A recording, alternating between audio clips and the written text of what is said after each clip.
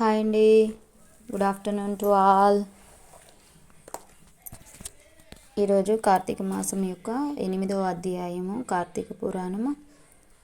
వశిష్ఠుడు చెప్పినదంతా విని, మహానుభావ, తమరు చెప్పిన ధర్మములన్నిటినీ శ్రద్ధగా వింటిని.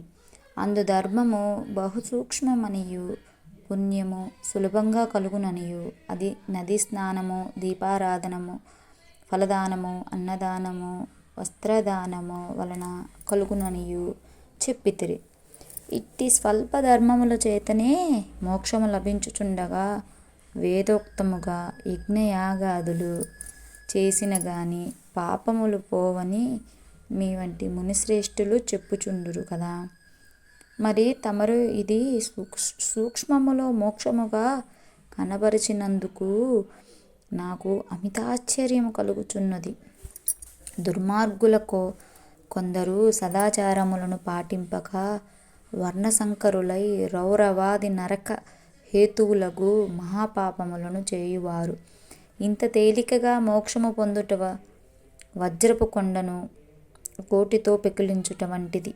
కావున దీని ధర్మమును మర్మమును విడమర్చి విపులీకరించి ప్రార్థించమని కోరిను. అంత వశిష్ఠుల వారు చిరునవ్వు నవ్వి, జనక మహారాజా, నీవు చేసిన ప్రశ్న సహేతుకమైనదే. నేను వేదాంగములను కూడా పఠించి తిని, వానిలో కూడా సూక్ష్మ మార్గాలున్నవి. అది ఏమనగా సాత్విక, రాజస, తమసములు అని అన్ని ధర్మములు 3 రకాలు. సాత్వికమనగా దేశకాల పాత్రలు 3 సమకూడిన సమయమున సత్వమున గుణము జనించి ఫలమంతయును పరమేశ్వరార్పితము కావించి మనోవాక్యాలకు కర్మలచే నొనరించిన ధర్మము. ఆ ధర్మమందు ఎంతయో ఆధ్యాత్మికత కలదు. సాత్విక ధర్మము సమస్త పాపములను నాశనమొనరించి పవిత్రులను చేసి దేవలోక భూలోక సుఖములు చేకూర్చును. ఉదాహరణముగా తామ్రపర్ణి నది సముద్రమున కలియు తావునందు సాత్వికాలై ముత్యపు చెప్పలో వర్షబిందువు పడి దగదగా మెరిసి ముత్యమగు విధముగా సాత్వికత వహించి వేదములు పఠించి సదాచారుడై కుటుంబీకుడై బ్రాహ్మణునకు ఎంత స్వల్పదానము చేసినను లేక నదీతీరమందున్న దేవాలయములు జపతపాదులొనరించి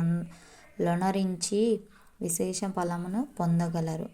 రాజస ధర్మమనగా ఫలాపేక్ష కలిగి శాస్త్రోక్త విధులను విడిచి చేసిన ధర్మం. ఆ ధర్మం పునర్జన్మ హేతువై కష్టసుఖాలను కలిగించునదగును. తామస ధర్మము శాస్త్రోక్త విధులను విడిచి దేశకాల పాత్రలను సమకూడిన సమయమున డాంబిక చరణార్థము చేయు ధర్మము. ఆ ధర్మము ఫలమును నీయదు. దేశకాల పాత్రములు సమకూడినప్పుడు తెలిసినా గాని తెలియక గాని ఏ స్వల్ప ధర్మము చేసినను గొప్ప ఫలము నిచ్చును. అనగా పెద్ద కట్టెల కుట్ట చిన్న అగ్నికణముతో భస్మమగునట్లు శ్రీమన్నారాయణి నామము తెలిసి గాని తెలియక కాని ఉచ్చరించిన వారి సకల పాపములు పోయి ముక్తి నొందుదురు. దానికొక ఇతిహాసము కలదు. 8వ అధ్యాయము కంప్లీట్ అండి. హరే రామ రామ రామ హరే హరే, హరే కృష్ణ కృష్ణ కృష్ణ హరే హరే, హరే రామ రామ రామ హరే హరే, హరే కృష్ణ కృష్ణ కృష్ణ హరే హరే.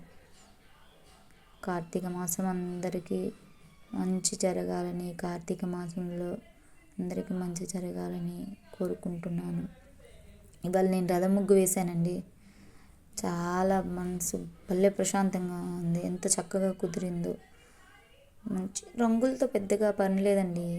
చాలా సింపుల్గా కొంచెం కొంచెం రంగులు వేసుకుంటా ముగ్గుతోనే అందంగా డెకరేట్ చేయాలి అని నాకు మనసులో అనిపించింది, వేసేసాను. చాలా చక్కగా కుదిరింది. ట్రైప్యాడ్ పెట్టి తీయాలో వీడియో, లేకపోతే అసలు వీడియో ఎలా తీయాలన్నది ఇది ఒక పెద్ద, ఇది ఎలా ఉందంటే నాకు పెద్ద పాయింట్ లాగా ఉంది. అసలు ఎవరైనా ప్లీజ్ మంచిగా ముగ్గులు వేసేవాళ్ళు వీడియోలు తీస్తారు కదా, ఒక సజెషన్ ఇవ్వండి. ఎలా తీస్తే మంచిగా వస్తుంది, ఎలా పెట్టాలి సెట్టింగ్స్, ఎలా పెట్టాలి అసలు కెమెరా అని దయచేసి ఎవరైనా చిన్న సజెషన్ ఇవ్వండి. నేను కూడా మంచిగా అప్లోడ్ చేస్తాను వీడియోలు. Thank you, all of you.